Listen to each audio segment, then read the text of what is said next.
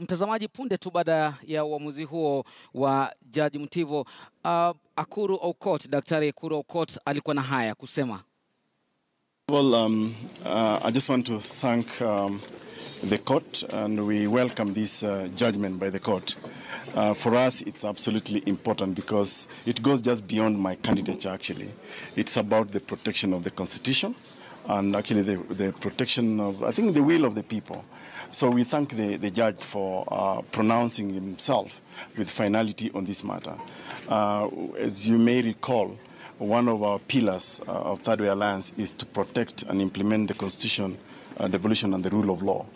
So we stood firm with that, regardless whatever the circumstances are. And today, I think we've reaped the benefit of our belief in the Constitution, because we honestly believe that Chebukati had completely violated the Constitution by discriminating on my candidature and by misinterpreting it to mean a runoff. So today the court has actually confirmed that he was very wrong.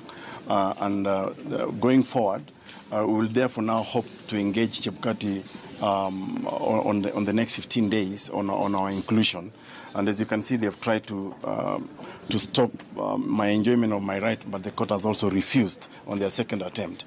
The second thing I want to say is really to thank my lawyer, Elias Mutuma, who I will give the opportunity to speak to you. This is about people who believe in a cause. And as Third Way Alliance, we've stayed firm on what we believe in. They underestimated our smallness, quote unquote. And we told them, if you do, try sleeping in a dark room with a mosquito. And that's precisely what we have proved to them, that we may be small, the way they see us politically. But if you have the law and justice on our side, that will reign. We will now retreat as a party. As you already know, that we've been completely prejudiced because we've been left out of all the negotiations that have been ongoing. You notice that we've not even been campaigning because we wanted to know what our fate is.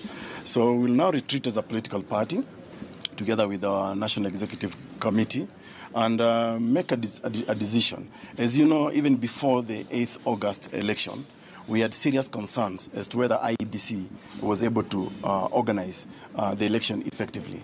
Now I think we've been proven right from two instances, both from the Supreme Court and now the High Court.